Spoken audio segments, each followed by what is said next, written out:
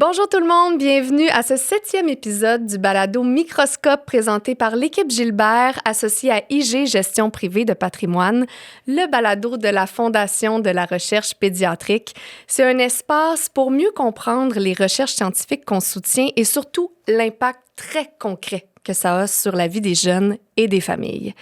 Aujourd'hui, on va parler d'un sujet profondément humain et c'est la trajectoire de soins des personnes trans et non-binaires. Au Québec, on estime qu'il y a environ 2500 jeunes qui s'identifient comme trans ou non-binaires. Et ces jeunes ont beaucoup plus de chances de vivre de l'anxiété, de la dépression, des troubles alimentaires et même des idées suicidaires. On parle de 2 à 3 fois plus de chances que le reste de la population.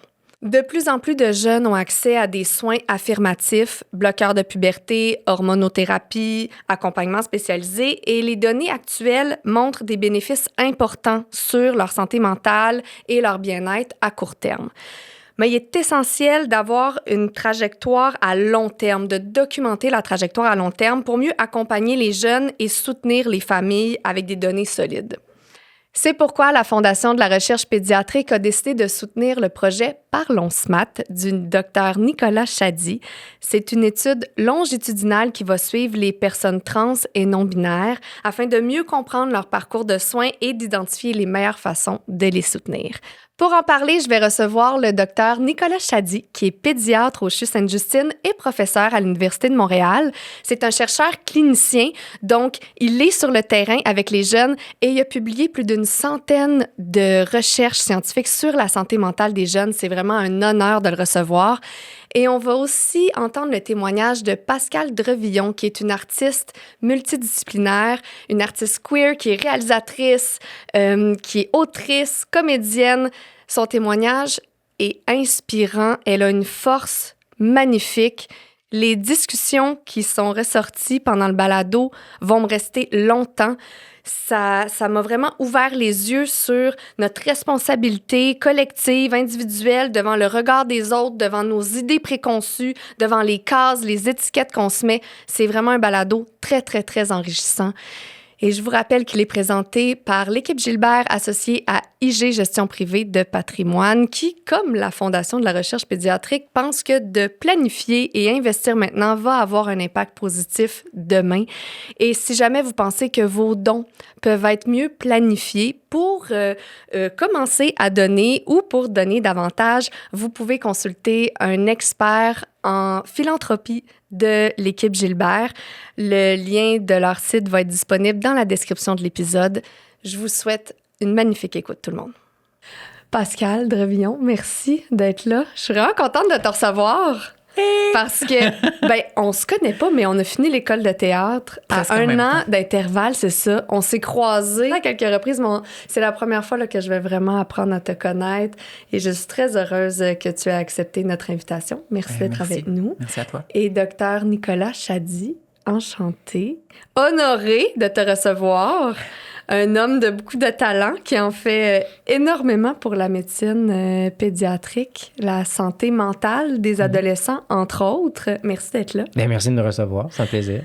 Donc, tu as cofondé une clinique pour... parle-moi un petit peu plus de cette clinique-là sur la diversité de genre. Oui, voilà. Donc, je suis pédiatre spécialisé au niveau de la santé des adolescents. Puis, quand je suis rentré en poste en 2019, il y avait un besoin vraiment criant au Québec pour offrir des soins liés à l'identité de genre dans la population pédiatrique. Donc, à mon arrivée à Sainte-Justine, j'ai cofondé une nouvelle clinique interdisciplinaire pour vraiment remplir un vide. C'est-à-dire offrir des soins holistiques humains pour les jeunes personnes qui ont des questionnements, qui cherchent un soutien, un appui au niveau médical par rapport à leur identité de genre. Puis cette clinique-là s'est construite. Je l'ai cofondée avec une collègue, Dr Lynn Chignara, qui est endocrinologue. Moi, j'étais là pour le côté évaluation, santé mentale, santé globale. J'avais déjà fait une formation avancée au niveau de l'identité de genre à Toronto. Et puis, donc, on a mis le projet... vraiment sur des roulettes. On a grandi notre équipe avec le temps.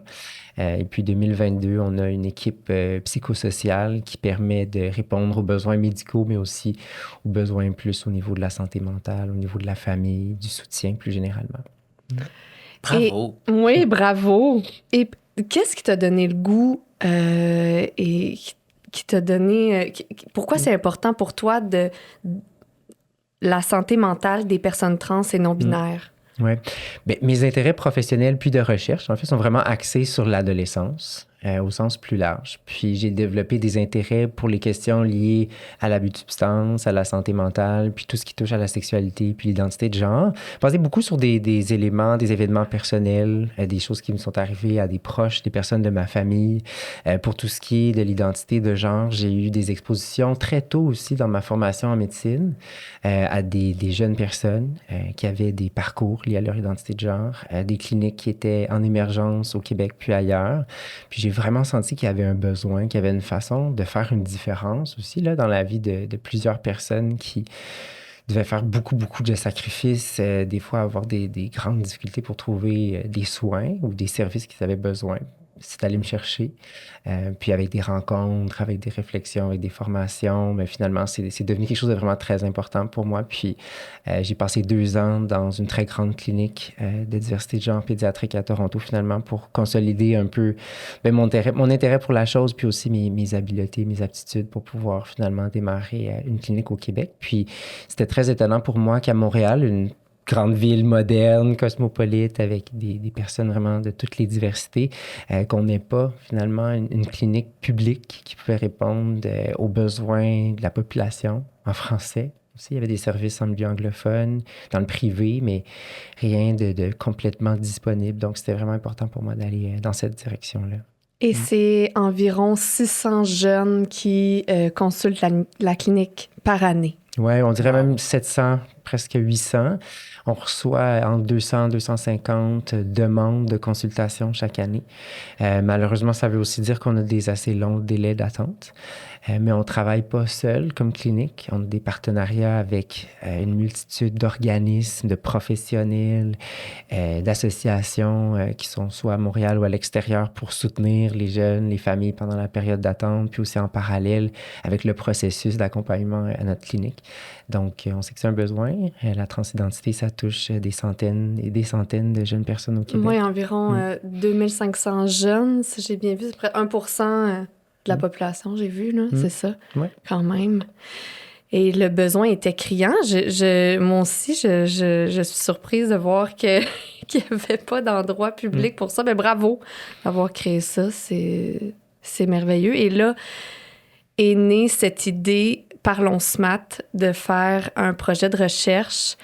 Parle-moi un petit peu de ce projet-là. Et voilà, donc au niveau de mon identité professionnelle, en fait, je suis à la fois clinicien, donc pédiatre, je vois des jeunes dans un bureau en consultation hospitalisés, mais je suis aussi chercheur. Donc, j'ai un background, une formation en recherche. Puis, je combine ces 2 intérêts-là avec l'idée de vouloir améliorer les soins en pédiatrie. Donc, quand la clinique de diversité de genre a été fondée, il y avait une vision de faire à la fois, de rendre un service, donc de faire de la médecine, de faire de la pédiatrie, mais aussi de contribuer à la recherche, à améliorer les soins spécifiquement liés à l'identité de genre. Puis on sait que c'est vraiment un domaine assez nouveau en clinique, mais aussi qu'il n'y a pas beaucoup d'études actuellement, surtout au niveau d'études québécoises ou canadiennes, qui pourraient nous dire qu'est-ce qui marche le mieux? Comment mieux accompagner les jeunes personnes aux différentes étapes de leur parcours? Quels sont les soins, à quel moment, donnés dans quelles circonstances et quelles conditions? Il y a des études qui démontrent sans aucun doute que le fait d'offrir du soutien aux jeunes personnes trans, ça améliore le bien-être. Ça, on s'entend là-dessus. Puis il y a plusieurs études qui le démontrent. Mais les détails du comment, vraiment dans l'application, ça reste quelque chose qui est à bâtir et à construire. Il y a des études européennes, dans le reste du Canada, aux États-Unis, mais il y a un manque pour des données qui sont locales, qui nous ressemblent, qui nous permettent de mieux comprendre finalement les besoins reliés à l'identité de genre au Québec. Et puis donc, cette vision-là, elle est venue avec la création de la clinique. Et puis, l'idée, elle avait été semée finalement dès le début de faire une étude qui serait ambitieuse, qui offrirait à toutes les personnes suivies à la clinique de contribuer finalement leurs données médicales à la science pour permettre d'évaluer l'efficacité, l'impact de ce qu'ils reçoivent comme service dans l'optique d'éventuellement les peaufiner, les améliorer pour essayer de finalement améliorer les soins qui vont être donnés. Donc, est-ce que tous les jeunes que vous recevez présentement à la clinique leurs données vont être utilisées pour à des fins de la recherche de Parlons Smart? Et voilà, ben, c'était en fait un grand rêve de pouvoir en arriver là, parce que dans les faits, la vision d'une étude comme ça, puis l'application, ben, ça demandait des ressources, des moyens, des protocoles, des fonds. Et puis depuis l'automne 2025, oui. Donc, tous les nouveaux patients, toutes les nouvelles patientes, les nouvelles familles qui viennent nous voir ont l'opportunité finalement de participer à la recherche qui est menée actuellement. C'est pas une obligation, c'est un choix. Si on participe, tout se fait vraiment de façon confidentielle, les données sont anonymisées. Et puis, il y a une partie aussi active où on remplit des questionnaires sur notre bien-être, sur notre santé mentale au fil du temps, pour voir finalement comment les soins reçus se reflètent dans le fonctionnement global, le bien-être. Et puis, donc, c'est un début pour cette étude-là qui est ambitieuse et on vise à la poursuivre pour les prochaines 10, 20, 30 ans. C'est ça, vous allez suivre ces adolescents-là sur une longue période, parce qu'en ce moment, je pense qu'il existe des données, mais sur une courte période, juste quand les enfants sont en confirmation de genre ou commencent à des prises de médicaments ou tout ça, mais il n'y a rien qui les suit dans le temps. Et là, ça va être une étude longitudinale qui va les suivre presque jusqu'à peut-être, c'est ça, 30 ans pour voir l'évolution. Et on espère. En fait, la vision, ça serait que l'étude se poursuive tant et aussi longtemps qu'il y a des fonds, qu'il y a une volonté de le faire. Oui, les études qui existent souvent sont sur une période d'1 à 2 ans. Puis, ils ne vont pas permettre de répondre aux questions qui sont souvent les plus pressantes pour les jeunes ou les parents. Quand je vais être adulte, ça va faire quoi? Je vais me sentir comment? Est-ce que ça va m'aider pour le reste de ma vie? Bon, est-ce qu'il va y avoir des regrets? Est-ce qu'il va y avoir des moments de bonheur, de plaisir liés à certaines choses? Est-ce qu'il pourrait y avoir certains effets à suivre, des effets secondaires de certains traitements au fil du temps? Puis, si on n'a pas une période de suivi assez longue, on n'est pas en mesure de répondre à ces questions-là. C'est ça, en ce moment, il n'y a aucune donnée sur tout ça. Il y a quelques études là, qui viennent d'Europe qui sont sur des longues périodes de temps, mais c'est dans des approches, des cliniques qui ne reflètent pas les façons de faire actuelles au Canada. Des protocoles très stricts, finalement, des jeunes qui auraient commencé à recevoir des soins au tout début de l'enfance, qui ont été suivis toute leur vie. Ça reflète peut-être la situation de certaines personnes au Québec, mais pas nécessairement l'ensemble. Donc, l'idée, c'est d'avoir un projet de recherche à l'image de la diversité, finalement, de genre, oui, mais la diversité au sens large des jeunes personnes qui vont consulter dans des cliniques là, comme la nôtre. Et qu'est-ce que vous allez mesurer dans votre étude? Je sais qu'il va y avoir une partie plus au niveau de l'anxiété, parce que c'est 2 à 3 fois plus d'anxiété qui est ressentie chez les personnes trans et non-binaires. Ça, je savais pas qu'il y avait un aussi grand écart là, avec la population générale. Vous allez mesurer ce genre de données-là? Est-ce que vous allez mesurer des données plus physiques? Et quand on parle de l'entourage, est-ce que vous allez parler à la famille, aux écoles? C'est quoi toutes les mesures qui vont être prises? Bien, merci pour la question. En fait, donc, c'est une étude qui va se baser sur différentes sortes de données. Donc, il va y avoir toutes les données médicales ou de santé physique qui viennent avec un dossier de suivi de patient à l'hôpital. Donc, nos caractéristiques quand on vient consulter la première fois, puis au fil du temps, notre taille, notre poids, donc certaines choses qu'on va recevoir en traitement, que ce soit des médicaments ou que ce soit accès à certaines procédures, etc., ça va être noté, ça va être pris en compte dans l'étude. Il y a des données qui sont auto-rapportées, donc les ados, s'ils sont plus jeunes, avec l'aide de leurs parents, des indicateurs au niveau de leur bien-être. De mentionner la santé mentale, c'est super important. On le sait que pour l'ensemble des problématiques liées à la santé mentale, les symptômes sont plus fréquents chez des personnes qui ont des questionnements ou qui sont en processus d'affirmation de leur identité de genre. Donc, on veut mesurer au fil du temps les symptômes de dépression, d'anxiété, de bien-être global, de fonctionnement. On va aussi mesurer le soutien social de la famille, de l'entourage. Comment c'est perçu par la jeune personne concernée au fil de sa vie. Puis, il va aussi y avoir d'autres volets, effectivement, pour aller comprendre le vécu, non seulement des jeunes personnes qui consultent à la clinique, mais de leur entourage, leurs parents, leurs proches, des gens de leur milieu, les professionnels qui peuvent leur offrir du soutien. Puis aussi, ben, avec le temps, idéalement, on va être capable de suivre le bien-être au sens plus large des jeunes personnes. Donc, est-ce qu'ils vont consulter pour d'autres motifs pour leur santé? Est-ce qu'il va y avoir des impacts, finalement, des soins reçus sur la santé physique à long terme, la santé mentale à long terme? Est-ce que ça va avoir un impact sur des visites à l'urgence, des hospitalisations, des choses comme ça? Donc, tous des enjeux quand même importants. Mais très qui important, vont oui. converger finalement à même une même étude. Puis en fait, notre étude, c'est une vaste banque de données. Donc, quand on accepte de faire partie de l'étude, les données rentrent dans cette banque qui vont pouvoir être utilisées pour répondre à plusieurs questions de recherche au fil du temps. C'est vraiment super. Pascal, comment tu te sens en entendant tout C'est ça? de la musique à mes oreilles. Ah oui. Si seulement il y avait eu quoi que ce soit qui ressemblait à ça au moment où j'ai entamé ma transition, ça aurait sans doute fait une immense différence dans ma vie, dans mon bien-être. C'était à quel moment pour toi? 2007-2008, ça fait déjà un certain temps. Si on pense juste à l'état d'Internet dans ces époques-là, c'était pas comme c'est aujourd'hui. Juste réussir à trouver des informations, trouver des pairs, tout simplement, trouver des médecins, des ressources, c'était très difficile, très complexe. Ouais, c'était aussi très aliénant de sentir que toute l'identité de genre était traitée comme une espèce de virus grandissant, étrange et si différent de tout le reste du monde entier. Tandis qu'aujourd'hui, on comprend, on a un regard aussi plus historique sur l'évolution de l'identité de genre à travers les millénaires. Je veux dire, à quel point c'est tellement humain, à quel point on est complexe. Puis, ouais. Bravo! Quel merveilleux travail!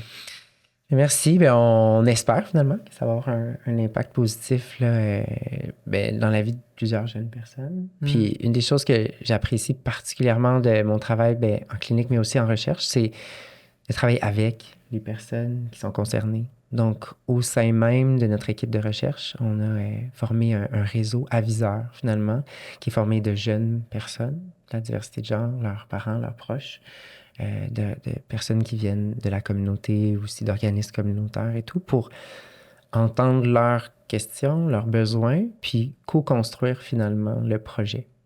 Donc, ça fait qu'on est vraiment mieux connecté, je pense, aux besoins comme équipe de recherche. Puis, on espère que ça va permettre un impact qui va être plus bénéfique, finalement. Et c'est quoi leurs besoins? Qu'est-ce qu'ils disent le plus? Mais on a des besoins qui viennent de différentes perspectives. Les ados qui sont avec nous, les ados, jeunes adultes qui nous aident, ils veulent comprendre, ils veulent avoir accès à de l'information. Ils veulent savoir comment leur bien-être peut être impacté par certaines choses. Ils veulent comprendre la science aussi. Ils veulent savoir, mais qu'est-ce qui a été étudié, qu'est-ce qui ne l'a pas été? Puis comment finalement avancer cette science-là? Les parents nous disent aussi souvent qu'ils veulent avoir accès à de l'information qui est non biaisée, qui est de sources fiables, parce que finalement, des fois, c'est difficile de s'y retrouver. Là, tu mentionnais que l'Internet n'était pas ce qu'il est. Maintenant, il est différent, l'Internet, mais des fois, c'est facile de s'y perdre. Oui. Mais on a aussi l'inverse de gens qui sont contre toute l'idée et qui vont réussir à avoir des études qui sont peut-être pas avec le regard dans la bonne direction, peut-être financées par des gens qui vont profiter d'un certain résultat aussi. Fait que, ouais, avoir des données probantes et actuelles, factuelles, ça change tout. Oui. Pascal, j'ai envie d'entendre ton témoignage. Je pense que c'était important de préciser pour toi d'entrée de jeu qu'on va entendre ton témoignage, ce qui t'est arrivé pour toi, mais qu'il y a tellement de nuances et donc que ce qui t'est arrivé et toutes les étapes que tu as choisi de faire et qui sont arrivées pour toi, représentent pas nécessairement toutes les personnes trans ou tous les parcours. Il y a tellement de nuances, donc tu voulais quand même apporter cette précision-là avant qu'on entende ton témoignage et ton histoire. Oui, absolument, c'est certain. Mon histoire à moi, elle est dans une époque très spécifique, dans un contexte très spécifique. Je pense que la culture du témoignage a longtemps été un outil pour la revendication LGBT, de montrer soit je suis comme tout le monde ou à l'inverse, j'ai des besoins particuliers et personne y répond. Mais aujourd'hui, on réussit à avoir un portrait plus large, on a plus de données, plus d'informations, plus de gens qui se mettent de l'avant aussi. Fait que c'est ça, mon témoignage n'engage que moi. Parfait. Ça a commencé comment pour toi? Ton premier souvenir où tu t'es dit, ah, je pense que c'est ça, je n'ai pas, je ne suis pas dans le bon corps, je ne suis peut-être pas un garçon. Ouais, je pense que l'idée de pas être dans le bon corps aussi peut être dangereuse. Je pense que ça fait partie peut-être même du stéréotype de l'esprit versus le corps, tandis que aujourd'hui, on comprend qu'une personne qui a une identité de genre qui est peut-être ni officiellement masculine ou féminine et peut-être pas besoin de changer son corps non plus. C'est le regard de la société qui crée le problème. Comme énormément de choses qui ont été mentionnées, la dépression, l'anxiété, c'est pas parce que être trans nous rend anxieux, c'est parce que la société nous dit qu'on n'est pas correct ou quelque chose à cet effet. C'est pareil pour les familles qui vivent tout ça. C'est pas parce que des familles deviennent défavorisées, c'est parce que on est dans un contexte tellement difficile que si on veut réussir à avancer, ben il faut qu'on s'assume, puis il faut qu'on réalise qu'on est absolument toutes et tous identiques. On est humains, étranges et merveilleux.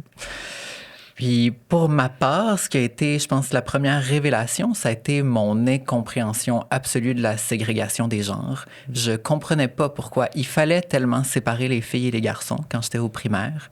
Donc, même à la garderie, probablement autour de 5 ans, jeu de garçons, jeu de filles, ça c'est ci, ça c'est ça. Fait que comment est-ce que je pouvais ouvrir la boîte, faire exploser les standards? C'est ce que j'ai toujours fait. Je ne pouvais pas m'en empêcher.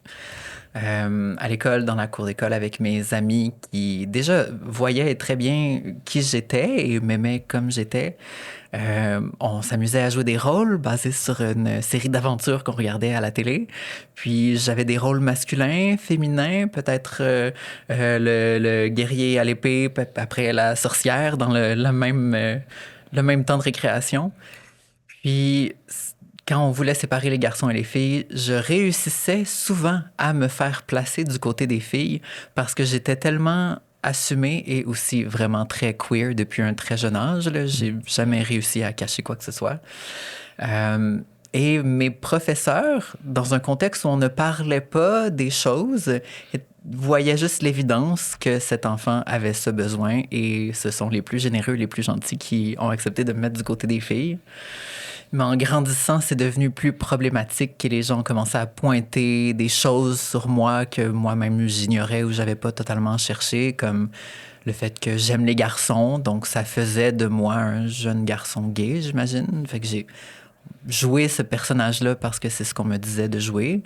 Jusqu'à l'école secondaire où là, la féminité et aussi le contraste de la puberté, mon corps qui changeait dans un sens qui ne me plaisait pas du tout. Et c'est ça qu'on appelle la dysphorie, en fait, là, qui grandissait, le rejet de cette masculinité, de mon corps en général, le rejet de toute ma personne, le rejet des rôles genrés. Et c'est pas des choses qui m'ont été transmises ou données. Il y a aucun média qui m'a informé là-dessus, jamais, jusqu'à beaucoup plus tard. Ça venait vraiment de moi, de l'intérieur. Puis aussi de reconnaître l'espèce de connivence féminine que j'avais avec mes amis, qui est quelque chose de tellement magique, qui fait partie des choses qui m'ont sauvée aussi. De pouvoir parler, échanger, d'avoir un soutien vraiment de gens de ma communauté, de mon âge, proche de moi. Et à un certain point, de ma maman aussi, qui, sans le nommer, n'était pas aveugle et voyait bien que j'étais un enfant peut-être un peu différent du reste de mes collègues d'école. Puis, ouais, ça m'a mené à faire une transition relativement jeune. Au cégep, j'étais en théâtre où je ne jouais que des rôles de garçon. Et j'avais déjà une idée de qui le garçon en moi était peut-être pas une réalité matérielle que je voulais amener avec moi pour le reste de ma vie. Puis je pense que c'est d'être confronté à ça au cégep qui m'a vraiment mis en plein visage. Je suis arrivé face à un mur. Mon niveau de dépression, de pensée suicidaire, de troubles alimentaires, tout ça était vraiment à son paroxysme autour de 17 ans peut-être. Puis j'ai commencé à chercher sur Internet pour des médecins, des ressources. Puis j'ai commencé une première thérapie avec une clinicienne spécialisée qu'il a fallu que je cherche, que je choisisse, que j'en parle autour pour voir si ça se pouvait. Fait que oui, c'était un paysage très brumeux. Tout ça était très mystérieux. Est-ce que c'était difficile pour toi de justement de mettre des mots là-dessus puis de poser des questions pour trouver quelqu'un de spécialisé là-dedans ou t'avais quand même une facilité à aborder ça? Mais je pense que j'ai commencé à m'en manger le plus possible, à tout lire, à tout chercher. Puis il y avait un documentaire sur Canal Vie, Andrea, femme à 35 ans, qui était sur une hôtesse de l'air qui avait fait une transition dans un modèle très, très cisgenre, là, qui avait vécu une vie d'homme marié, je pense même, et qui était devenu vraiment très femme fatale ultime dans ses talons et son maquillage. Et ça, c'était excessivement inspirant pour moi. Après, dans le côté plus artistique, quand j'ai découvert Dave Chappelle, Amanda Lepore, qui est une femme trans qui a eu des centaines et des centaines de chirurgies pour devenir vraiment une image de Barbie. Fait qu'il y avait tous ces modèles-là qui étaient un peu dans les extrêmes, mais qui étaient quand même une source d'information puis de bonheur, de chaleur aussi, d'être rassuré un peu. Puis quand tu dis que tu étais au cégep puis qu'il y a eu vraiment un moment où l'anxiété était à l'extrême, trouble alimentaire qui semble aussi être quand même assez présent hein, chez les personnes trans non-binaires. Est-ce que on sait un peu d'où ça vient, là, les troubles alimentaires?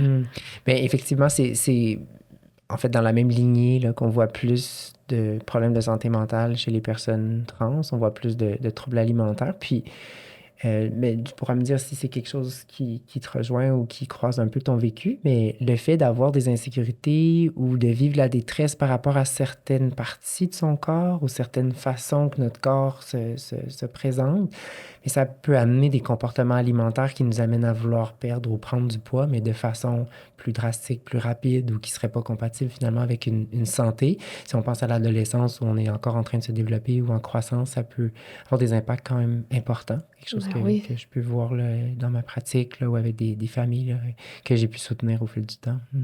Mais comparé à beaucoup de jeunes filles, c'était pas nécessairement basé sur le fait que je me trouvais trop grosse.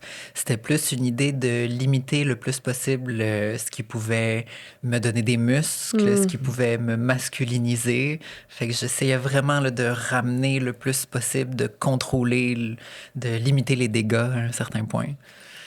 Fait que voilà, ce qui serait pas arrivé si j'avais su qu'il y avait d'autres options ou si j'en avais juste peut-être parlé avec quelqu'un plus jeune.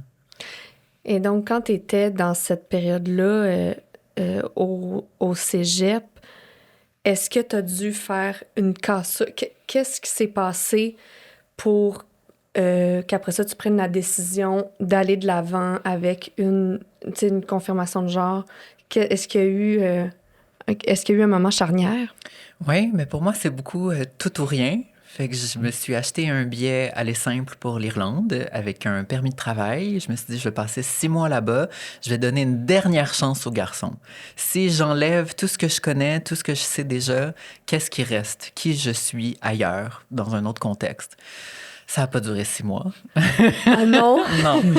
Et c'était vraiment un pèlerinage. Moi, je planifiais juste arriver à Dublin, me trouver une job, là, puis penser à ça à long terme.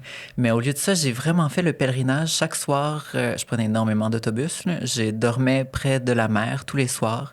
J'ai fait le tour de presque toute la côte de l'Irlande. À chaque fois, j'allais voir la mer. Je me demandais, est-ce que je saute ou est-ce que je reste? Puis à chaque soir, ça a été ça. C'était la vie ou la mort.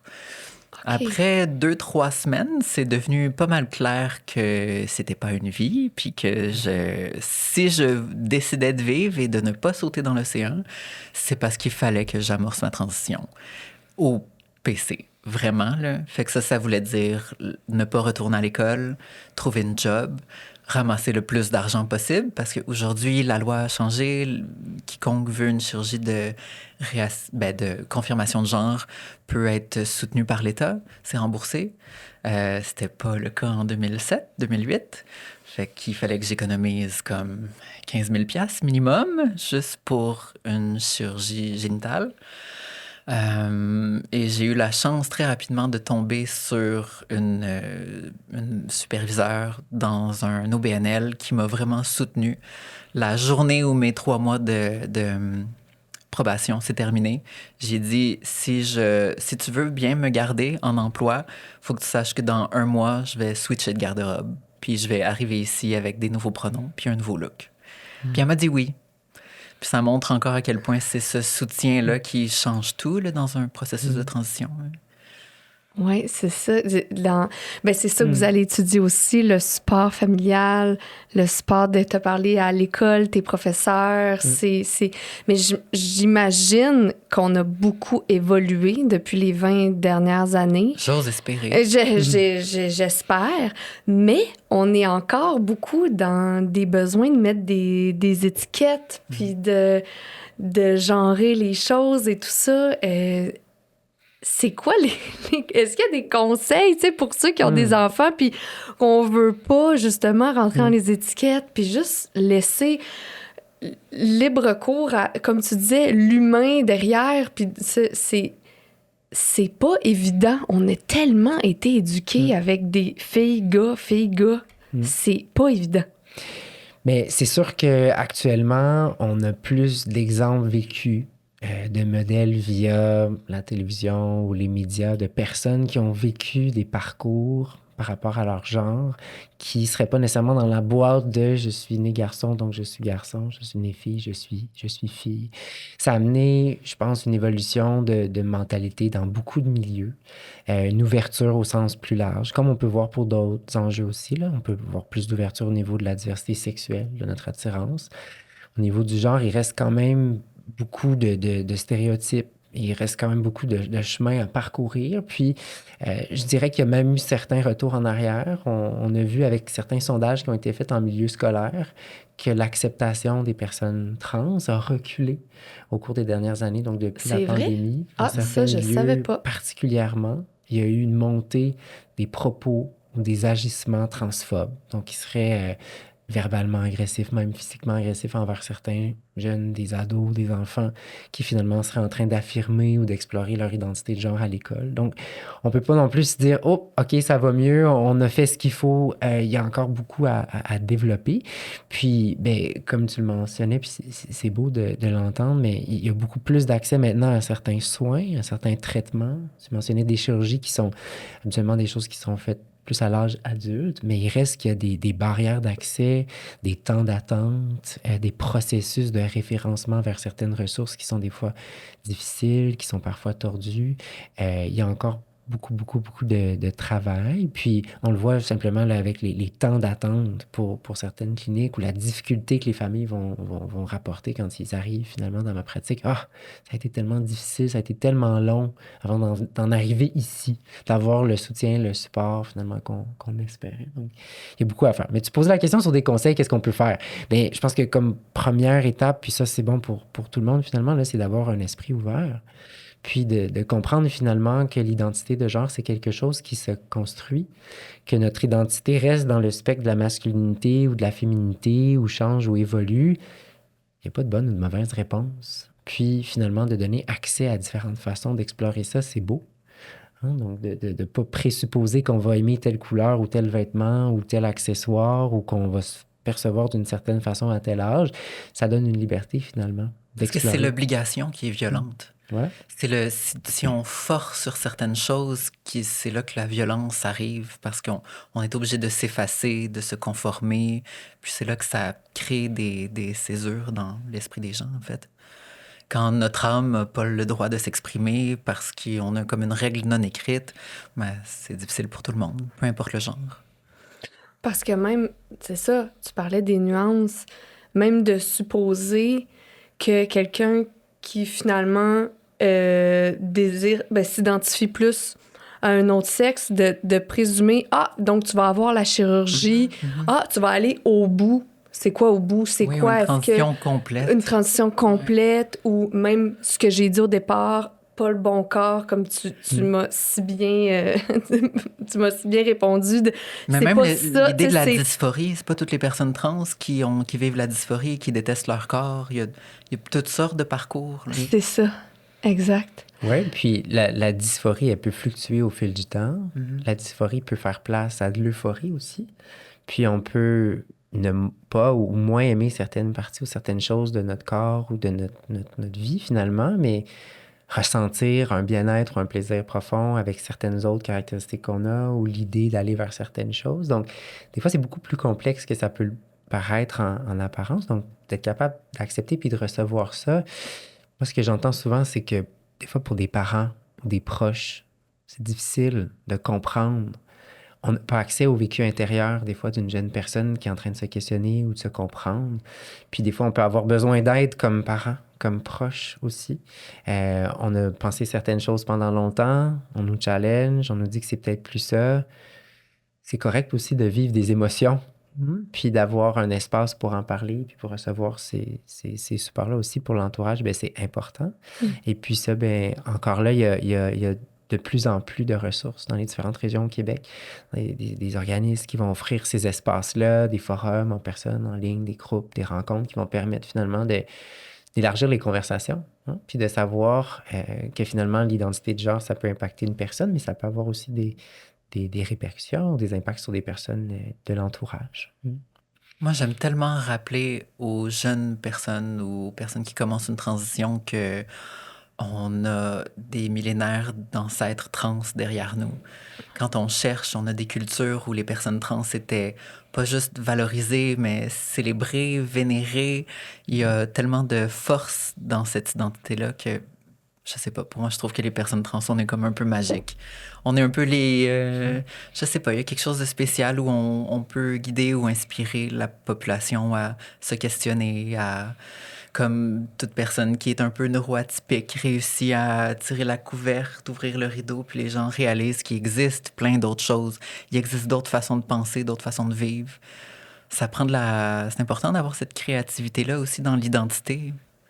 La créativité, puis aussi la force. Moi, je suis Mhm. souvent très inspiré par les parcours, par les récits, le vécu des personnes, ados, éventuellement adultes, qui me racontent, qui me disent, mais ils ont dû passer à travers tellement d'obstacles ou de difficultés pour, premièrement, apprendre à se comprendre, pour ensuite exprimer, partager au monde extérieur. Donc, ce que tu dis, qu'être une personne trans, ça peut nous donner comme un certain pouvoir, mais j'adhère à ça dans le sens que ça démontre une force, parfois une résilience. On est au plus bas, puis on a une envie de vivre. Puis on veut retrouver finalement ce potentiel-là qu'on sait qu'on a comme personne trans. Puis moi, je le vois de mon point de vue de personne cisgenre. Puis d'avoir côtoyé plus d'un millier de jeunes personnes, puis d'accompagner des centaines et des centaines de familles là, dans ces processus-là. Chaque histoire, chaque vécu est différent. C'est ce qu'on essaie de capturer aussi avec la recherche. Donc, il y a probablement pas une réponse pour un problème ou une situation. Il y a un éventail finalement de scénarios possibles. Puis de pouvoir étudier ça, c'est complexe. Ça prend beaucoup de temps, puis ça prend beaucoup de données finalement. Des données de chiffres ou de choses qu'on peut écrire dans un dossier médical, mais des données qui viennent sous forme d'histoire, puis de narratifs, puis des témoignages comme le tien, mais on les recueille, on essaie de faire sens. On sait aussi que des fois, l'identité de genre n'est qu'une seule des facettes de notre vie ou de notre identité au sens plus large qui peut nous amener à vivre des challenges, des défis, que ça soit de vivre dans une région éloignée, d'avoir une origine raciale ou ethnique qui peut être différente, d'avoir un contexte de langue ou un contexte financier ou tout ça qui nous amène finalement à faire face à certaines barrières, ça peut certainement complexifier l'expérience de découverte ou d'affirmation de l'identité de genre. Puis vraiment, c'est la vision derrière la recherche, finalement, que j'essaie de faire, puis que la Fondation, finalement, permet là, avec le financement qu'on reçoit. Parce que c'est ça, Pascal, tu as parlé beaucoup des gens qui t'ont soutenu positivement, qui t'ont inspiré, mais tu as vécu ton lot, j'imagine, d'adversité, de jugement. Comme tu dis, ton anxiété, elle venait pas nécessairement de toi à l'intérieur. Tu as l'air d'avoir été une enfant flamboyante, tu sais, tout ça, mais... Ouais, j'étais très lumineuse et énergique, avec un rire hystérique qui faisait sauter les gens du pied dans les airs. Ouais, c'est ça. Mais ma lumière a un peu été éteinte pas mal autour de la puberté. Quand je suis arrivée au secondaire, j'ai vécu du harcèlement très intense de certains groupes de garçons à l'école. Puis c'est étrange parce que pourtant j'avais ma petite gang d'amis à moi, puis on était tous un peu les weirdos de l'école. Puis je sais pas, je me sentais tellement forte et bien avec mes amis, et au contraire, tout le reste de l'école me semblait tellement antipathique. C'était très agressif. Les gens étaient très, très en colère contre, j'ai compris plus tard, ma liberté.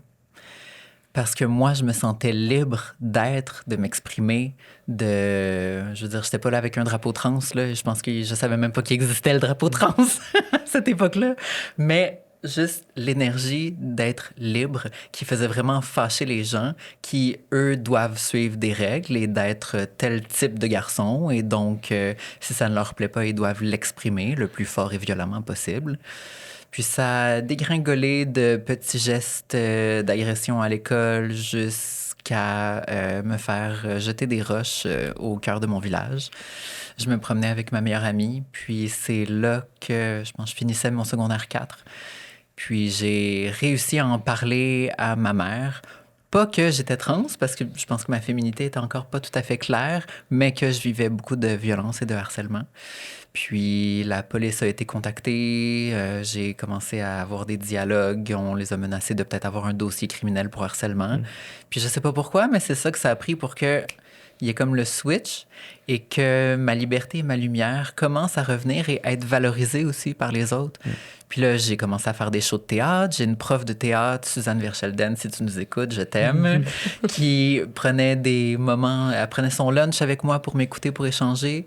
Puis après ça, on a comme écrit ensemble un rôle de gay latino dans un show où j'ai comme brillé. Ma cousine qui s'est levée à la fin en criant « C'est mon cousin! » Puis toute l'école qui applaudissait. Fait que j'ai vraiment réussi à switcher le paradigme à la toute fin de mon secondaire.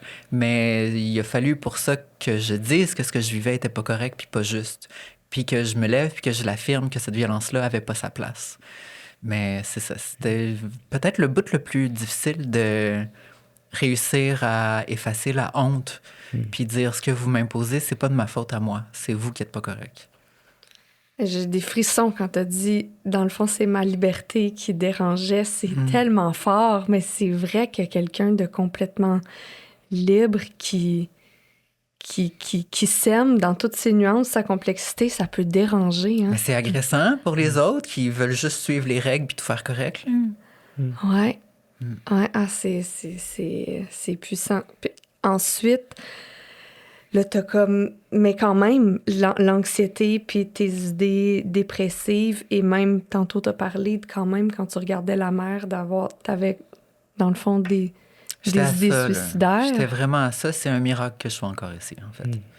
C'est ta force. Mais c'est ma maman, c'est ma grand-maman qui était là pour moi, puis mes meilleurs amis, puis... Ouais. Mais c'est important aussi, je prends un petit angle, mais tu as parlé de représentation dans les médias, et c'est quelque chose qui fait une immense différence aussi.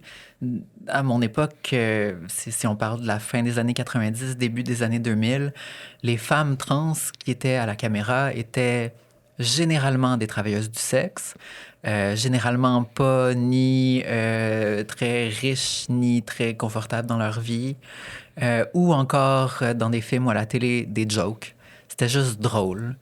Puis après ça, joué par des hommes, envoyant comme signal à la société qu'une femme trans, c'est quand même un genre d'homme, dans le fond. T'sais.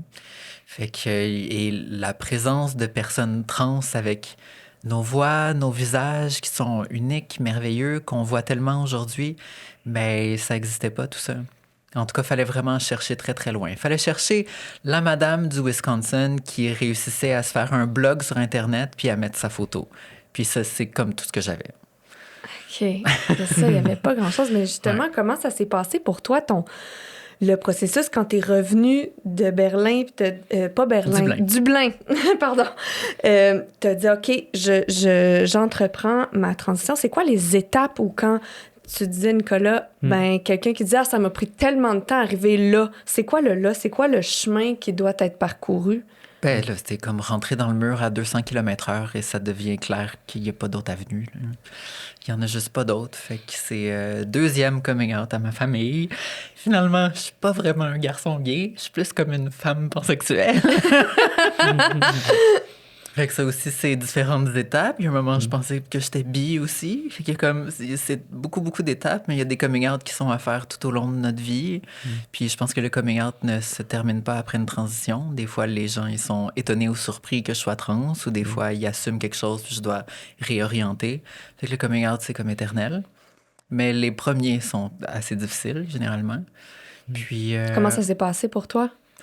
Je pense que ça a pris peut-être un mois à ma mère à se faire à l'idée, puis à essayer de justifier, comprendre. Je pense que son plus gros argument était « c'est juste parce que tu refuses d'accepter que tu es un homme gay que tu penses que tu es une femme ». Comme si ça allait être plus simple de vivre comme une femme trans que comme un homme gay. Mais bon, on s'entend que j'étais déjà si queer que tout le principe des privilèges masculins, j'avais pas tellement accès à ça.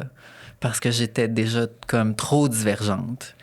Fait que, il reste que, par contre, j'ai eu énormément d'autres privilèges. Le fait que je sois une femme blanche dans la classe moyenne, avec une maman qui travaille, qui a son secondaire 5. Après ça, j'avais les encouragements nécessaires pour moi-même poursuivre mes études. Après ma transition, j'étais à l'université pendant des années, plusieurs programmes. Mais c'est ça, tout ça, c'est des privilèges que pas tout le monde a. Surtout au niveau financier, parce que, comme tu dis, c'est que je assez travaille. dispendieux. Ouais. Sur 5 ans de transition, là, à peu près, ça m'a coûté autour de 75 000 $. J'aurais pu m'acheter une maison avec ça. Ouais. Mais j'avais besoin d'avoir un parcours chirurgical comme absolu. J'avais vraiment besoin de ça. Il y avait trop de... Toi, c'était haine, ça, de rejet, Puis aussi, je savais que je voulais m'en aller vers les arts. Donc, il y avait une part de moi aussi qui voulait créer cette image-là de la femme que je voyais dans ma tête et que je voulais tellement juste présenter aux gens. Et donc, j'imagine que tu dois passer par une gamme de spécialistes, psychologues, médecins. Comment ça se passe? C'est quoi cette... Ben, il y a encore un peu de gatekeeping aujourd'hui, mais à mon époque, c'était très intense. C'était le rideau de fer, processus absolu, 2 lettres de 2 spécialistes qui doivent confirmer hors de tout doute, juste pour commencer une hormonothérapie, donc une référence à un endocrinologue.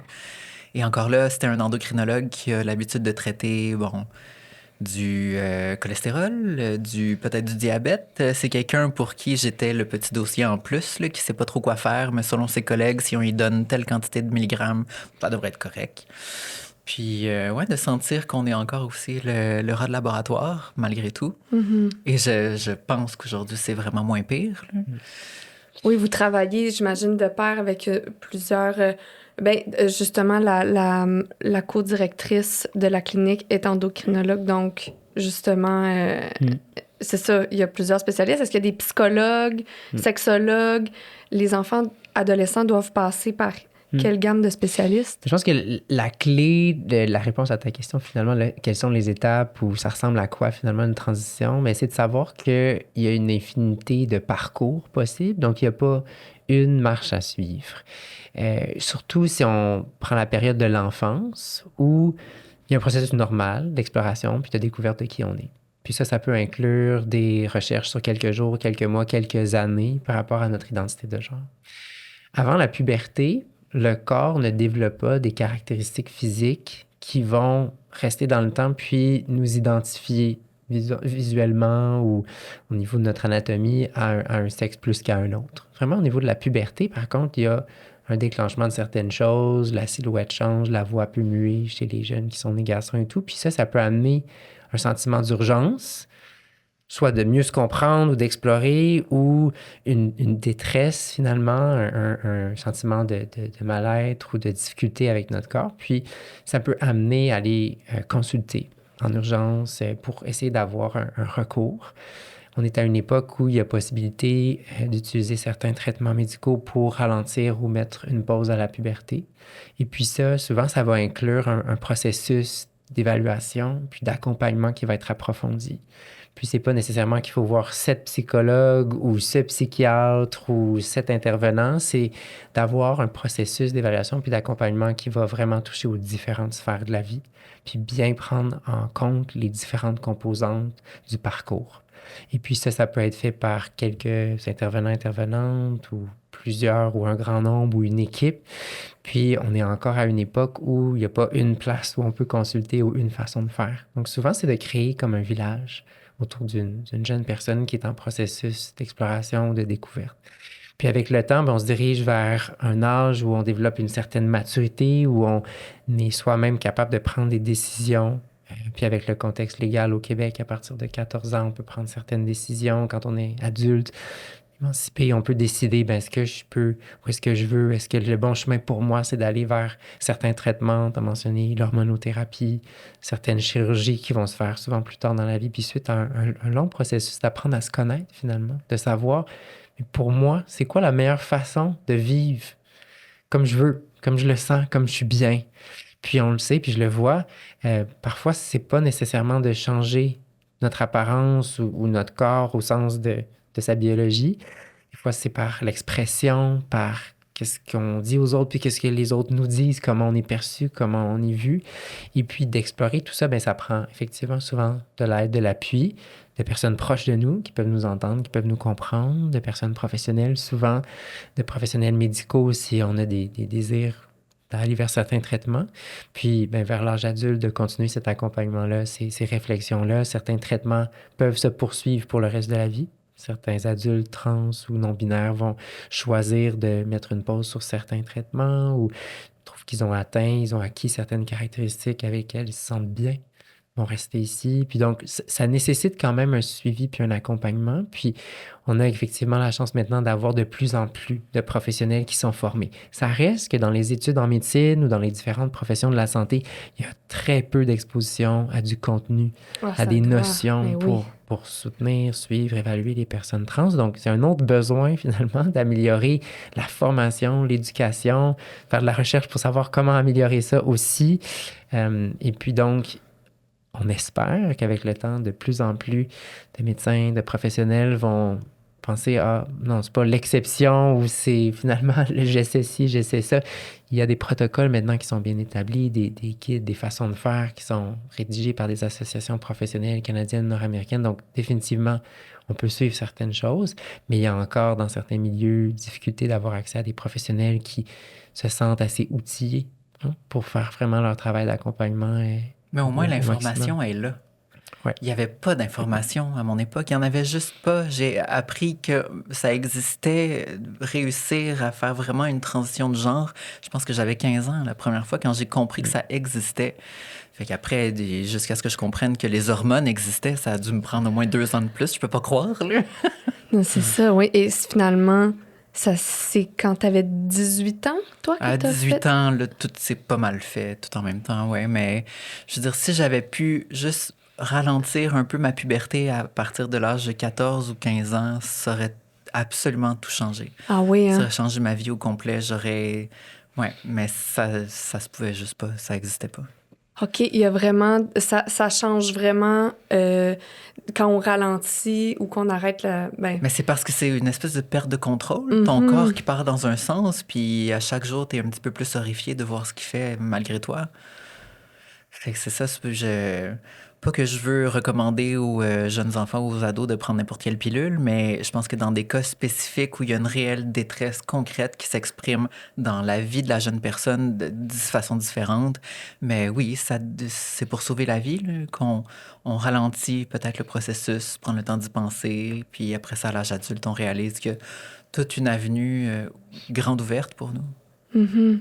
Oui, c'est ça. Puis le projet de recherche Parlons SMAP, il n'y a pas de traitement ou de recommandation qui est lié à ça. C'est vraiment de documenter ce qui est là en ce moment pour pouvoir mieux outiller les professionnels de la santé et répondre aux questions des personnes sur des effets à long terme sur leur santé, tout ça. Mais il n'y aura pas de recommandation médicale à la fin de ça, là. Bien, en fait, on espère qu'il va y en avoir, basé sur le fait qu'actuellement, au Canada, il y a des recommandations générales sur l'approche qu'on devrait employer pour soutenir les jeunes personnes trans. Une approche qui est interdisciplinaire, qui est basée sur une évaluation sur le long cours, d'un soutien puis d'un accompagnement. On offre de l'information, on offre un accompagnement, un climat qui va permettre finalement d'apprendre à se connaître puis de faire les choix qui sont éclairés, en connaissance des pour et des contre, des différents effets qui pourraient arriver avec le temps. Donc, le projet vise à voir quelles décisions ont été prises, quels traitements ont été offerts spécifiquement, puis comment ils ont été liés à certains changements bénéfiques, peut-être moins bénéfiques, au fil du temps pour ces personnes-là. Donc, finalement, d'essayer de trouver, est-ce qu'il y a des façons de faire, des approches, des parcours basés sur certaines caractéristiques qui ont amené les meilleurs, finalement, résultats possibles. Un peu comme tu dis, si moi j'avais eu accès à ça à tel âge, est-ce que finalement ça aurait amené un bénéfice à court terme, à moyen terme, à long terme? C'est des questions de recherche excessivement complexes parce qu'on est tous uniques. Donc, les parcours de chaque personne sont uniques. Puis, il y a certaines choses en sciences qu'on peut étudier en disant, à toi, on te donne une pilule, puis à toi, on t'en donne pas. Puis, on va comparer ça. Puis, à la limite, on ne dit même pas si tu as une pilule ou tu n'en as pas. C'est une pilule de sucre ou c'est une pilule de médicaments et tout. Puis, après ça, on voit si tu guéris ou tu guéris pas. C'est pas du tout comme ça.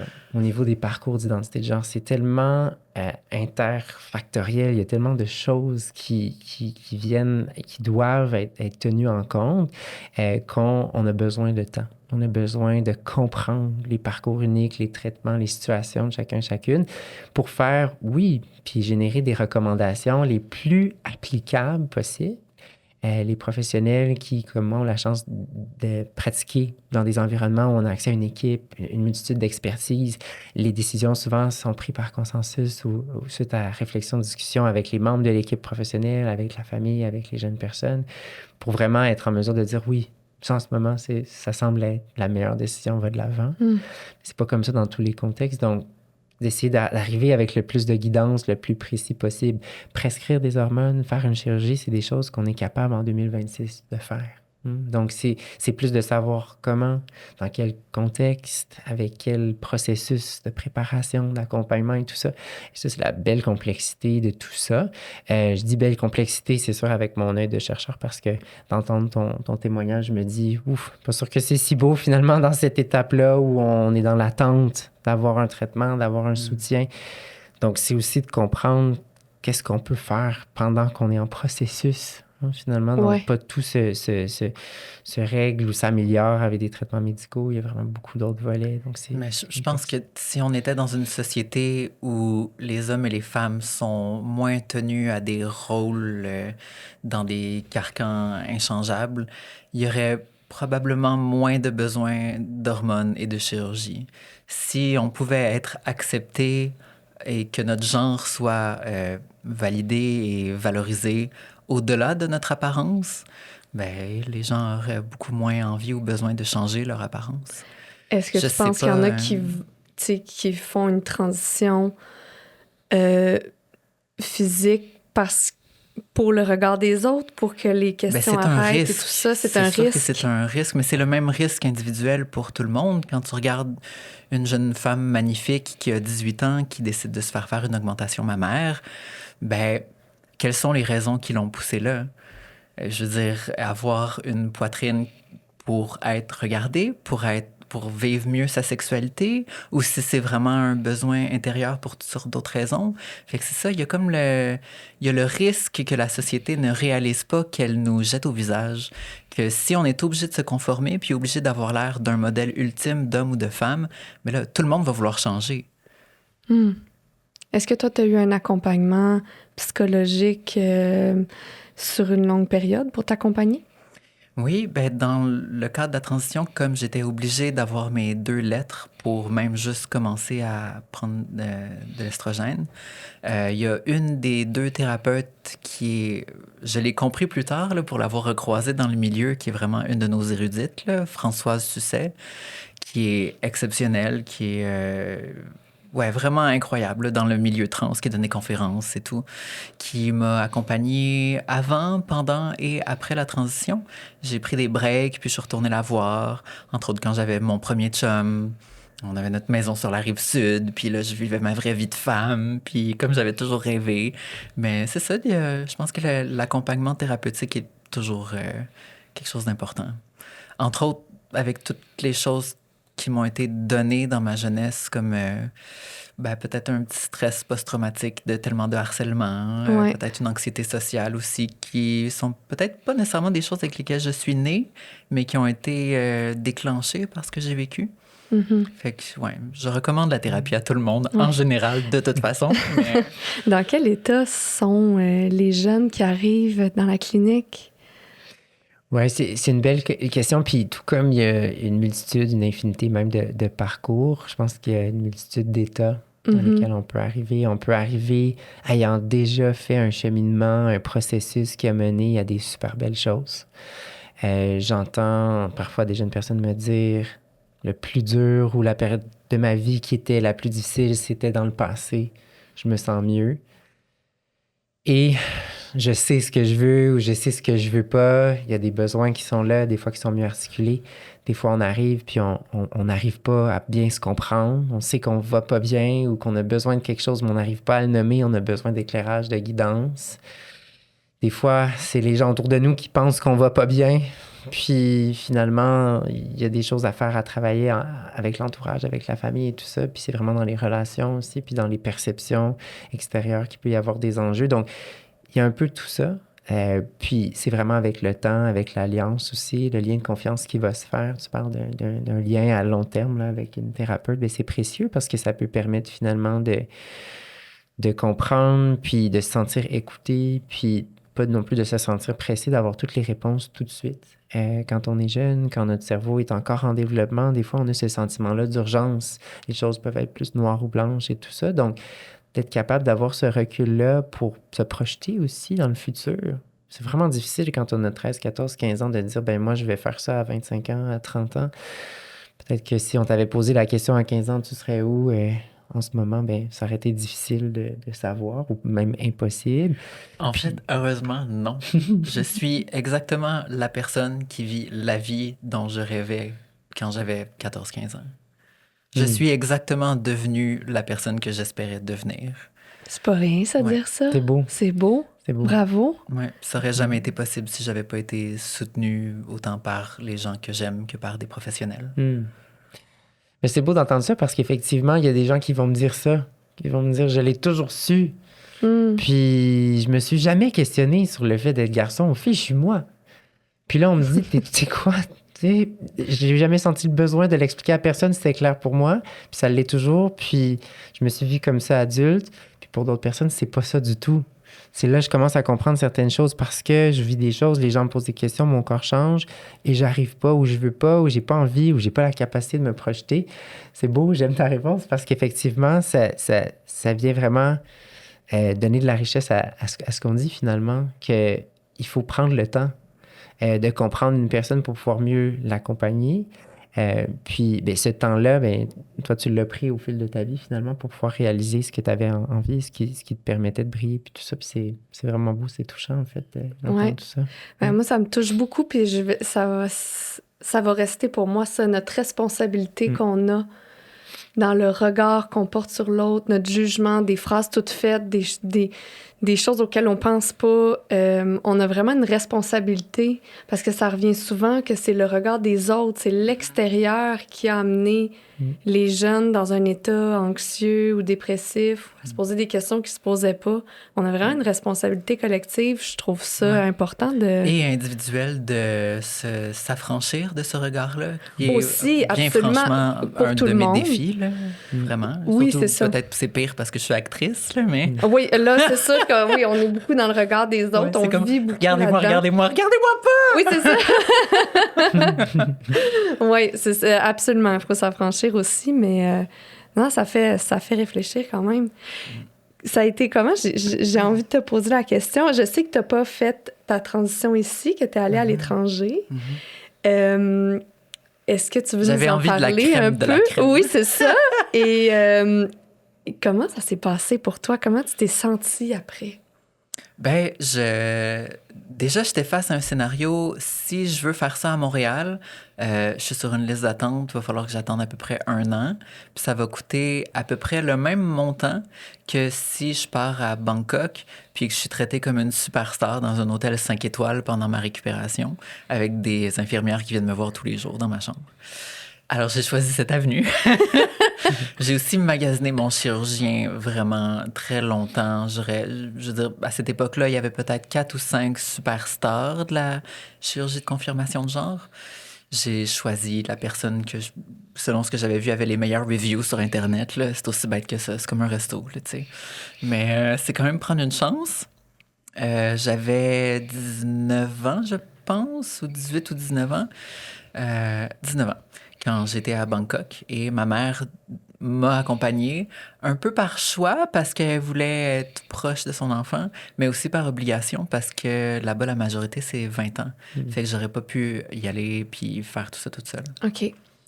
Ça s'est très bien passé. C'était plus inconfortable que douloureux. Évidemment, c'est comme une chirurgie, il y a toujours de la douleur, mais non, j'ai été très chanceuse et très choyée. Puis la chirurgie est vraiment un immense succès. Puis non, j'ai aucune plainte par rapport à ça. Mais j'ai vu des amis avoir le même chirurgien, mais avoir des résultats très différents. OK. Des femmes trans beaucoup plus âgées aussi, pour qui la chirurgie devient beaucoup plus complexe et problématique, avec des résultats souvent moins satisfaisants. Fait que non, j'ai vraiment, vraiment été chanceuse dans ma malchance. OK. Ah, c'est merveilleux. Parfait. Mais c'est sûr que revenir après une chirurgie majeure dans un vol de comme...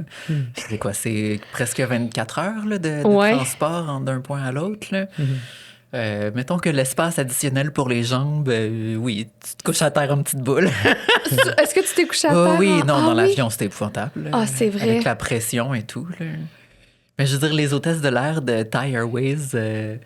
They have seen some shit, girl. Ils étaient prêtes là, à m'aider. Ah oui? Ouais. OK. Ouais. Ah ouais, non, c'est vrai que ça doit être très, très inconfortable. C'est sûr. C'est comme les vidéos qu'on voit sur TikTok de tous les hommes qui partent en Turquie pour se faire la pose des cheveux. Je veux dire, les gens qui sont sur ces compagnies d'aviation-là, they know, honey. They know.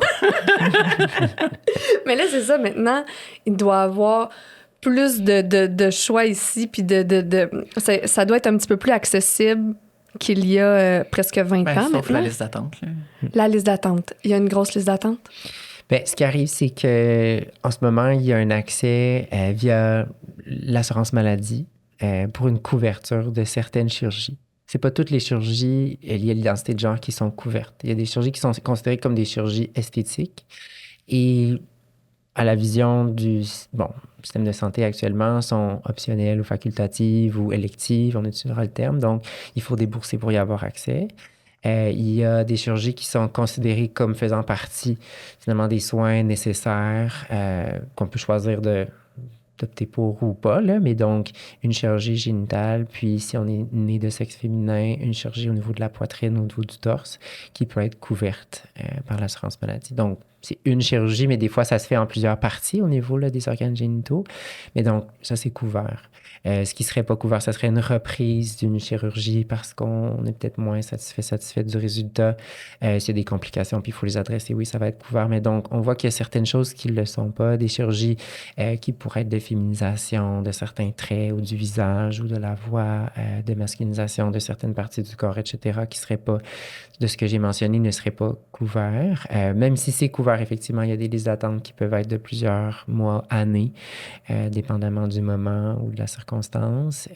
Donc, c'est sûr qu'il y a des barrières d'accès. Mais même le suivi à long terme est difficile. J'ai perdu mon endocrinologue l'année passée parce qu'il a décidé que ça faisait trop longtemps que je ne l'avais pas vu. Même si mon seul besoin, c'est qu'il me renouvelle avec le même taux. On sait que ça fonctionne. Ça fait 18 ans que je prends la même dose. Puis mon seul moyen de récupérer ça, comme évidemment, je suis aussi orpheline, j'ai pas de médecin de famille. Donc, j'ai été obligée de me tourner vers le privé, de débourser. My God, je pense que mon rendez-vous m'a coûté 300$ pour que je réalise. En plus, finalement, ça a été une bonne chose. C'était une spécialiste de l'hormonothérapie qui a regardé ce qu'on me donnait puis qui m'a dit « Ouais, mais aujourd'hui, on donne un petit peu plus que ça. » Tu sais, encore de me montrer que Les gens, ils savaient pas trop ce qu'ils faisaient peut-être à mon époque. Mais c'est ça, là, mais ça évolue tellement, Ouais. tellement vite. Mm. C'est ça, et c'est une bonne chose. Mm. Qu'est-ce qui reste vous êtes rendu à quelle étape en ce moment du projet de recherche? Est-ce qu'il y a plusieurs phases au projet Ouais. et vous êtes à laquelle en ce moment? Mais, en fait, je dirais que la phase peut-être la plus difficile, puis à mes yeux la plus importante, c'était de préparer puis de lancer l'étude. Ça a pris plus d'1 an. Du moment où on savait qu'on avait les fonds, puis du Oui. moment où on a recruté la première personne. Donc, vraiment un long processus de créer les détails, d'écrire vraiment tout ce qui est le protocole, d'avoir plusieurs rencontres avec les jeunes personnes trans ou de la diversité, leurs parents, leur entourage, vérifier les procédures, créer la base de données, les outils informatiques qu'on utilise et tout ça. Donc, cette phase-là, on peut dire, c'est fait. La phase de recrutement pour former finalement une cohorte de personnes qui vont pouvoir être suivies, mais ça risque de durer 5, peut-être 10 ans. Puis ensuite, il va y avoir probablement une période de suivi, à voir si on continue à impliquer des nouvelles personnes dans la recherche. Dans plusieurs années, on verra selon les fonds, les besoins, puis ce qu'on réussit à trouver entre-temps. Mais donc, des phases, il en reste plusieurs. Des phases d'expansion aussi là, pour aller travailler, pas seulement à l'intérieur d'une seule clinique, mais de plusieurs cliniques au Québec, en milieu universitaire, mais aussi en communauté. Donc, dans des milieux qui ne seraient pas nécessairement des milieux pédiatriques spécialisés, des milieux qui pourraient être accessibles en région, par exemple. Puis, il y a des discussions en cours avec d'autres centres qui font des projets dans d'autres provinces. Donc, plein de phases possibles. Je parle d'une banque de données, donc l'idée, c'est de ramener plus de données dans la banque pour pouvoir étudier, pour pouvoir avoir plus de réponses, des meilleures réponses aux questions qu'on pose au fil du temps. Donc, une chance, je suis en début de carrière quand même. Là, Oui. c'est un projet, c'est un beau projet de mandat. vie, c'est un projet de carrière, oui. Puis la vision, c'est que finalement, c'est pas demain qu'on va avoir les réponses qu'on cherche. Ben, peut-être qu'on en va avoir certaines plus rapidement que d'autres, mais qu'on va continuer à apprendre. Puis, un peu comme ça a été dit, les choses se peaufinent, s'améliorent au fil du temps. Donc, l'idée, c'est qu'au fur et à mesure que la recherche progresse, les soins, la clinique avance aussi, puis on est capable de mesurer ça, puis de garder en compte que les choses qui étaient faites il y a 10 ans sont peut-être plus faites de la même façon maintenant. Puis si on étudie dans 20 ans ce qui a été donné ou prescrit aujourd'hui, on va garder en tête que les choses ont peut-être changé puis évolué. Donc, vraiment, il y a plein de belles complexités, là, beaucoup de beaux casse-têtes à garder en tête. Ça serait quoi pour vous les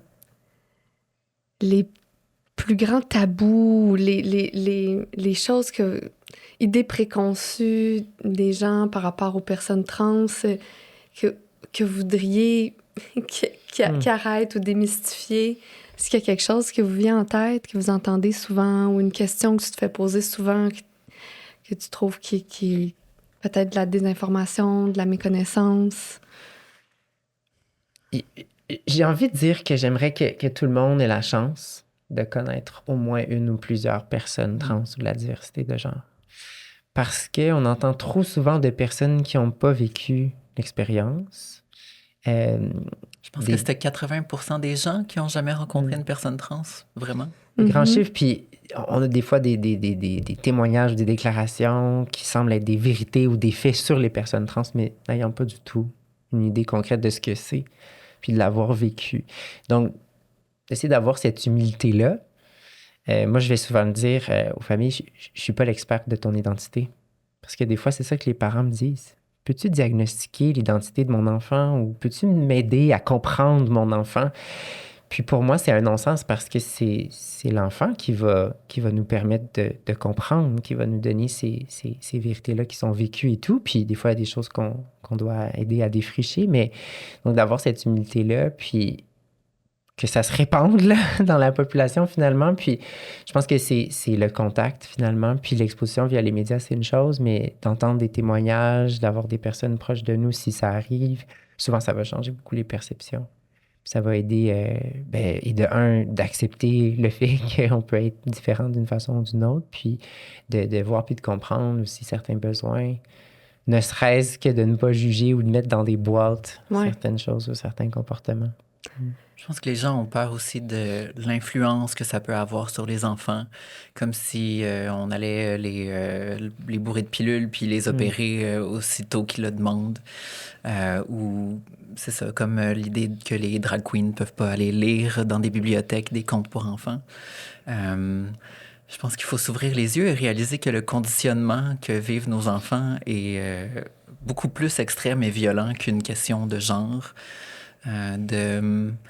Quand on encourage le couple hétéronormatif et le mariage, quand on dit qu'on est une société laïque, mais qu'on a un crucifix dans l'Assemblée nationale. Il y a toutes sortes de ces messages-là qui sont complexes, qui créent de la confusion, puis qui donnent une vision aux jeunes qu'il y a une seule avenue possible. C'est un bien plus grand danger que moi et ma liberté et ma transidentité. Quand même, oui, t'as raison, c'est ça. Mais le mot liberté, moi, c'est vraiment quelque chose que... La liberté d'être qui tu veux, dans toutes les formes que ça peut prendre, dans ta personnalité, dans, tu sais, la force que t'as eue de faire, non, mais moi, c'est qui je suis. Et c'est pas parce que et l'image est forte que je vais me faire lancer des roches, parce que c'est ça qui t'est arrivé, qui va m'empêcher d'être qui je suis. C'est fort, là. Ça prend une force incroyable. Tu sais, je te dis bravo pour tout ce que tu as surmonté, puis pour avoir gardé, c'est ça, la force de t'accepter, même si il y a eu des vagues. C'est de la force du fatalisme. Je veux dire, tant qu'à être pogné pour être en vie, on va faire ça de façon agréable. Ça prend une grande force, je pense. Vraiment, quand même. Là. Oui, c'est indéniable. Puis comme on a beaucoup à apprendre, comme tu disais, de ces témoignages, de ces personnes que tu côtoies au quotidien. Tu as parlé des parents. Et dans quel état, eux, ils sont quand ils viennent avec leurs enfants? D'abord, est-ce que ça arrive qu'il y ait des adolescents qui viennent seuls? Oui. Oui. Ben, c'est possible au Québec. À partir de 14 ans, d'aller chercher des soins médicaux sans avoir nécessairement un parent avec nous. Là. Prendre certaines décisions de façon libre aussi. Il y en a qui préfèrent être seuls, mais les parents, quand ils viennent, vont te mentionner, je veux un diagnostic, tout ça. C'est dans quel état ils sont en général? Puis encore là, j'ai nommé une situation où un parent pourrait vouloir certaines réponses. Puis c'est encore là, comme pour les jeunes personnes, vraiment un éventail d'états ou de demandes, de besoins, d'états. Il y a des parents qui vont accepter, prendre toute annonce ou nouvelle par rapport à l'identité de genre comme un vent de fraîcheur.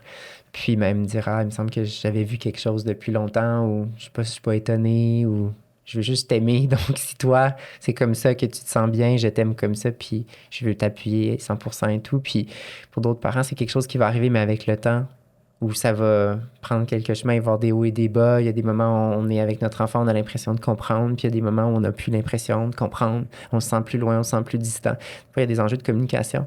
C'est plus clair à un certain moment dans la tête d'un ado, mais l'ado communique pas nécessairement ou verbalise pas nécessairement certaines réalisations, certains vécus. Ça peut être isolant pour un parent. Des fois, ça se fait parce qu'il y a une certaine opposition, il y a une friction. Des fois, ça se fait juste parce que c'est comme ça, puis on n'a pas eu le temps de parler puis d'expliquer les choses. Donc, des parents vraiment dans plusieurs différents états. Il y a des parents qui ont des craintes ou des réticences. Ce que je vois vraiment, là, c'est des parents aimants. Puis, des fois, cet amour-là s'exprime par un appui, par un soutien. Des fois, ça s'exprime par des questions, des réticences à aller vers des soins, des craintes pour le bien-être de notre enfant, ne sachant pas, ne comprenant pas nécessairement des fois qu'est-ce qui va se passer dans une clinique où on offre des soins liés à l'identité de genre. Donc, c'est d'accueillir les parents là où ils sont, d'entendre leurs questions puis leurs besoins, puis d'offrir un accompagnement, souvent au fil du temps. Puis il y a plusieurs études qui ont décrit les stades dans lesquels on peut être quand on reçoit une nouvelle ou on comprend quelque chose par rapport à l'identité de genre de notre enfant. Puis je pense que ça s'applique dans certains cas, puis des fois les parcours sont différents, mais c'est d'être aussi ouvert à comprendre le vécu des parents, d'être à l'écoute. Puis des fois, ça peut être aidant puis utile que les parents aient leur propre source de soutien qui peuvent être distinctes ou à part pour pouvoir se confier, pour pouvoir être entendu, écouté, de parler à d'autres parents ou membres de l'entourage. On voit aussi beaucoup de familles où les frères et sœurs peuvent vivre certaines difficultés ou être des sources d'appui principales, puis des fois, ça aussi, ça se manifeste par des besoins. Donc, l'idée, c'est d'offrir un soutien qui passe souvent par l'entourage de la famille, donc aussi soutenir la famille pour pouvoir supporter la jeune personne. Est-ce qu'il y en a qui vivent un genre de deuil. Je dis ça parce que j'ai déjà entendu ça d'une amie où elle a dû faire le deuil d'une certaine façon du garçon qu'elle avait pour maintenant accueillir la jeune fille qu'elle avait. Est-ce que c'est quelque chose que t'entends quand même? C'est un mot que j'entends souvent. C'est un deuil pour moi. Ouais. J'ai dû faire un deuil. Puis, c'est compliqué parce que dans certaines situations tragiques, oui, il y a des décès, mais majoritairement parlant, il n'y a personne qui meurt. Non, Puis c'est en ça. fait, ce processus-là d'apprendre à se comprendre ou à se connaître, puis pouvoir vivre, comme tu l'as dit, comme on veut vraiment l'être, c'est un processus lumineux. C'est un phénomène de toute beauté, finalement. Puis d'essayer d'offrir ça aux parents, de dire, le deuil que tu as, c'est le deuil de tes idées, c'est le deuil de tes perceptions, de tes attentes, de ce que toi, tu avais vu pour toi ou ton futur. Et puis, en retour, tu reçois de la lumière, tu reçois de la joie, tu reçois un potentiel, tu reçois un futur qui peut être brillant pour ton enfant. Puis, d'essayer d'offrir cette perspective-là, des fois, ça prend du temps. Parce qu'effectivement, des fois, ces attentes-là, elles sont enracinées. Puis des fois, il y a des craintes. Ça va être difficile pour mon enfant, comment ça va être perçu. Puis le monde étant ce qu'il est, ça se peut très bien qu'il y ait des difficultés, on l'a entendu. Puis c'est pas parfait aujourd'hui même. Il va y avoir peut-être des situations qui vont faire en sorte que d'avoir une telle identité puis de l'exprimer comme ça va amener des challenges. Donc, pour un parent, ça peut être difficile d'accepter ça. Puis même un désir, il me semble que ça serait plus simple si c'était pas comme ça. Mais d'essayer d'offrir aussi l'autre côté puis de dire, non, finalement, il y a tellement un beau potentiel. C'est une opportunité de se rapprocher, finalement, de votre enfant, de la personne dans votre vie que vous avez vue, que vous avez pensé était ou est d'une certaine façon. Puis là, vous apprenez vraiment à connaître la jeune personne que vous avez avec vous. Donc, c'est tout un travail parfois. Est-ce que c'est quelque chose que tu as entendu, toi, Pascal? Je pense que j'ai jamais travaillé assez fort sur une espèce d'idée de masculin pour que ça vienne à l'esprit de qui que ce soit. J'ai jamais fait assez d'efforts pour créer ces attentes-là. Mais oui, j'ai déjà entendu, par contre, cette idée-là. Ouais. Je pense que c'est vraiment une image. Là, tu l'as tellement bien dit. C'est exactement ça. Oui, c'est tout ça. Je pense que c'est comme tout le reste, ça prend de l'accueil, de la bienveillance, de l'empathie. C'est la clé de tellement de problèmes humains. Est-ce que tu réalises que tu es maintenant un modèle comme celui que tu cherchais sûrement enfant et adolescente pour il paraît plusieurs personnes? Il paraît qu'on devient toujours l'adulte dont notre enfant aurait eu besoin. C'est vrai, c'est bien beau ça. Ouais, il paraît que souvent, comme personne, si on regarde de quoi j'avais besoin quand j'avais 12-13 ans, on est comme « My God, mais aujourd'hui, je réponds à tout ça. » C'est donc étrange. En tout cas, c'est très juste pour moi. J'ai des frissons, c'est magnifique. C'est vraiment beau. Mais est-ce que tu es bien maintenant dans ta vie? Ben oui. Oui? Oui, c'est sûr. Ça va très bien. Ça va bien? Ouais. En ce moment, ça va vraiment très bien. Il y a des hauts et des bas comme tout le monde. Mais là, évidemment. C'est jamais identitaire ou dans la haine ou le rejet de la personne que je suis. Et tu te sers beaucoup de l'art, de l'écriture, de tes projets artistiques maintenant pour parler de ça. Mais j'ai l'impression que j'ai aussi peut-être une mission. Il y a une part de moi qui sent que je le fais énormément pour les autres. Je le fais justement en pensant à cet enfant que j'étais qui voyait vraiment rien dans le paysage pour l'aider ou l'illuminer. Fait que moi, j'ai l'impression que c'est vraiment un devoir. Puis il y a beaucoup de choses que j'ai faites artistiquement dans les 15 dernières années où j'ai dit oui pour la mauvaise raison de le faire par devoir, quitte à ce que ce soit peut-être un texte ou une approche qui reflétait pas vraiment mes valeurs, mais qui était peut-être un premier pas dans l'espace public pour ouvrir des discussions, pour mettre ça de l'avant. Je pense que c'est plus important que moi-même, ce que je peux ressentir ou penser. C'est où est-ce que la société est rendue, puis si j'ai une occasion de faire une différence, faut comme que je saute dessus.